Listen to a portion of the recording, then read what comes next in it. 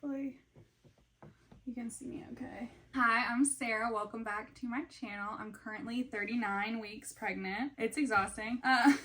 So I'm nearing the end of my pregnancy, and I thought I would share some of the things that helped me get through my pregnancy, just things that all around made my pregnancy easier. I didn't go into getting pregnant with much information. I was really relying heavily on Reddit forums or Googling, trying to figure out what I needed to do or how I could make something better. So I just thought I would compile it all here for you and share what I have learned. So I'll just list them in order and kind of talk about why I thought they were important. I'll timestamp them all below if you want to jump around.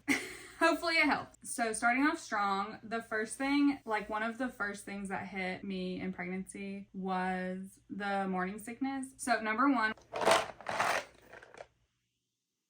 this. So if you don't know what that is, it's called Unisom. It is B6 and melatonin, and it's supposed to help with nausea. You take it at night before bed and it will help you sleep, because there's melatonin in it, but for whatever reason it helps with your morning sickness. I got morning sickness around like 9 weeks and I felt seasick all day. It was awful for like 2 or 3 weeks before I found this, and it has been a lifesaver. It's kept me obviously from being nauseous, and then now that I'm in the 3rd trimester, I think it's like the only reason I was getting any sleep or like decent sleep throughout my pregnancy, especially towards the end. So definitely recommend trying that. I know everybody's different. I know some people have like very severe nausea. Mine was pretty mild. I never actually threw up. But anyways, that's what I would recommend trying. See if it works for you. My next tip is buy the clothes. I think a lot of people, especially myself included, you kind of feel like your pregnancy and your ability to do things for your pregnancy correlate to how far along you are. So like if you just found out you're pregnant, you're like, I really shouldn't be having any symptoms. It's almost like the longer I'm pregnant, the worse things can get, when that's not really the reality of how pregnancy works. Like I felt like I had really terrible symptoms within the first couple weeks of finding out. But one of the things that changes so fast that you don't realize is your body. And I was wearing like super high-waisted stuff, like fitted high-waisted skirts, pants, and within like 2 weeks of finding out I was pregnant, I couldn't wear them anymore. And so instead of trying to like make them work, I just went ahead and started buying some pregnancy items or things that would accommodate my bump throughout pregnancy. And this isn't to say go buy a whole new wardrobe, just buy pieces as you need them, but don't wait, don't suffer and try to make your pre-pregnancy clothes work for 20 weeks or however long you feel like you have to suffer until you can buy pregnancy items. Like just buy the clothes. Size up, do whatever you have to do. Pregnancy is hard enough. I did make a video about my pregnancy haul. I just showed like all the clothes I bought throughout pregnancy, which I'll link. It'll give you some ideas of stores at least, or you could probably find some good maternity clothes. My third tip, which you're gonna have to make the decision for yourself where you draw the line or what you're comfortable with, but is just eat the food. Just eat the food. Eat your runny eggs, eat your feta cheese, eat the sandwich, go to Subway. There's so much fear around what you can eat pregnant that it makes getting food almost impossible, especially in the first trimester. I know a lot of people suffer from morning sickness. I had huge food aversions where like nothing sounded good. It was really hard to find food that I wanted to eat. And then you start tallying in all of the food that you're not supposed to eat while pregnant. And I just couldn't do it anymore. And I actually read the book. I'll link it below. I believe the author's name is Emily Oster, and she is an economist. She wrote a book about pregnancy, and she read through a lot of studies and cites them and kind of gives you information on where a lot of this advice, not specifically just food, just lots of things related to pregnancy. You can read the studies, you can decide where you want to draw the line, but that's where I drew the line, which is I'm not avoiding anything. It's too complicated. I mean, I'm not going to eat raw food or drink alcohol, but I'm definitely going to get a Subway sandwich. There's just too many things to avoid. Pregnancy is hard enough. That would be my biggest tip. Just eat it, especially if you're buying food at a reputable location. My next tip, number 4, is kind of in the same vein, like how to make pregnancy easier, which is to just take the shortcuts, especially if you can afford it, and understand that this is a season of your life. This isn't forever. So for example, before I got pregnant, I probably prepared from scratch 95% of our food. Really loved cooking, was really into putting time in to prepare like a really good meal. We would order Uber Eats like once a week, if that. Obviously, if you prepare food yourself, it's going to be cheaper than if you like get it delivered. And very quickly, especially like I said in the beginning of pregnancy, when you're having all these food aversions, you're feeling sick, you have no energy, preparing food, let alone just making toast, was nearly impossible for me. So I very quickly decided, okay, I guess I'm going to outsource food as much as I can. So whether that's buying prepared food, ordering food, tasking my husband with cooking food, just really leaning into something that was going to make my life easier, because obviously I have to eat. I'm growing a person. He needs nutrition. And so it was just kind of like a humbling lesson to like let go and just allow for what is. I am not cooking right now, and that's okay. I will cook again. Outsource as much as you can, even chores, if you can have somebody come in and clean. If you have, a relative or a family member that's willing to help you out, definitely reach out and have them help you. I'm making a person. That's my number one responsibility, and I'll just outsource as much as possible.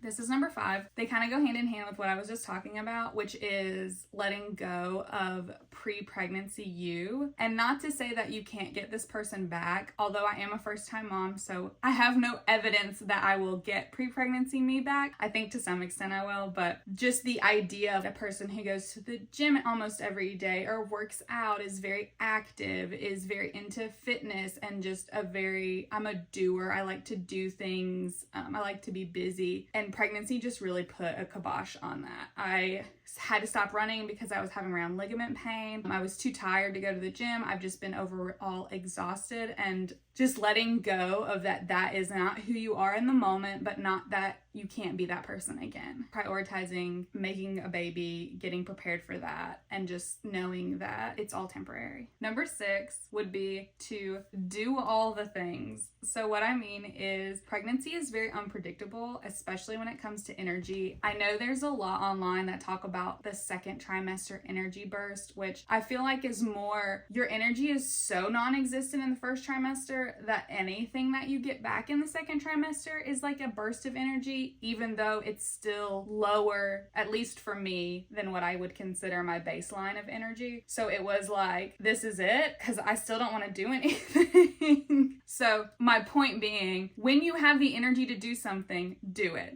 Even if it feels too early. I know some people, myself included, want to put off things until they reach a certain stage in pregnancy because you don't want to get your nursery ready or buy stuff just to be disappointed, because there's so many things that can go wrong in pregnancy. But if you're comfortable doing it, do it. So for me, like, we painted the nursery at like 20 weeks. Like, I was like, we're doing this. We got our scans back. Everything's good. I have energy. I have motivation. Let's do this, because down the road, who knows? At this point, I don't want to do anything. I've done everything that I can. Utilize your motivation when it strikes. So early on, if you don't want to buy anything, you can go ahead and start researching for your registry. You can build that really early. Like I said, if you're motivated, and it takes so long to build a registry. But like I said, if you're motivated, do it. If you want to go ahead and like research classes, pediatricians, sign up for classes, get stuff ordered, or at least, like I said, put on your registry. It definitely will help in the months following when you are not motivated to do anything but sit on the couch. Number 7, I don't mean this to an extreme, but I think some people, myself included, are very resistant to taking anything during pregnancy. And my thing would just be, just take the drugs. Pregnancy is its own hard task that I don't need to like have a headache, have acid reflux. I was taking Tums at the very beginning. My acid reflux went away. It came back. I was taking Tums again, but it got so bad and so painful that I ended up having to get a prescription because it sucked. I couldn't sleep. I was so uncomfortable. I was miserable. And so I talked to my doctor. I got a prescription. I feel fine. It's good. The drugs that they gave me are pregnancy approved. So if you are open to it, I would definitely reach out to your doctor, because there's no point in making your pregnancy more miserable on top of the misery that already is pregnancy. Number 8 would be, your body's gonna stop you before you're gonna do anything detrimental. So what I mean is, I see, especially online, I'm in Reddit all the time about pregnancy, and I see all the time people like, can I still run? Can I still squat? Can I lift weights? Can I I was like, can I do a handstand? Like, just all these sorts of questions. And there's so many different opinions from like your doctor to people online as to what you can and can't do. But in my experience, your body's gonna stop you before you can do anything terrible. Like, people people worry about sleeping on their stomach, but it's really not an issue until you literally can't sleep on your stomach. Like, if you can sleep on your stomach, you're probably fine. If you can run, you're probably fine. I started getting round ligament pain. I could no longer run. Therefore, my body was like, hey, stop running. And the same for handstands. I asked my doctor, who, well, she wasn't my doctor. She was one of the doctors that I saw at the practice. But I asked her if I could still do handstands.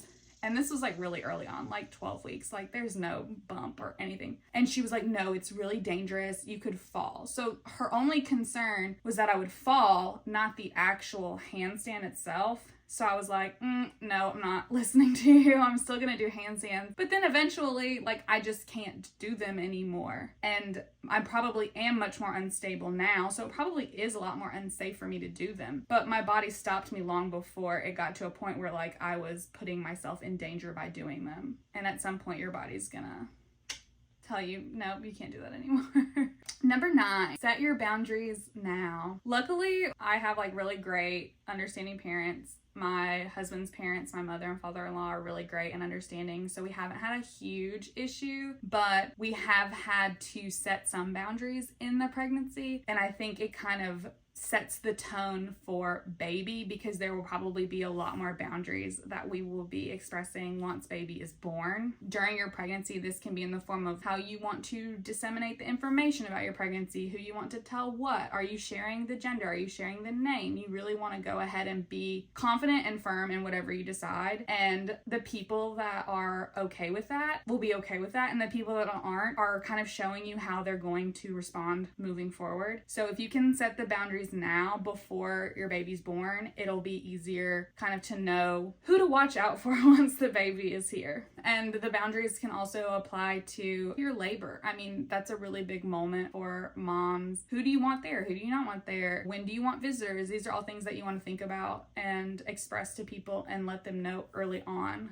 what your expectations are. My last tip for like surviving pregnancy would be that this is just a season. It's literally all temporary, and everything that you've given up, every sacrifice you've made will end. Your difficulty sleeping, your acid reflux, your inability to exercise, your lack of motivation. I think that's really helped me knowing that this isn't forever. 39 weeks, it feels like I've been pregnant forever, but I know it's not forever. It will end. The end is near. I will be able to be myself again. I hope you liked this video. I hope you found it helpful. If you have any other tips for how like you survive pregnancy or things that you think might be helpful, definitely leave a comment below. I'd love to hear what worked for you. If you like this video, give it a thumbs up, and I will see you next time. Oh, and subscribe. Olive says, please subscribe to see more videos of me. She makes an appearance in almost every one. And Lewis is over here behind the camera. Yes. Bye. What you doing? What you doing? You look like a little owl.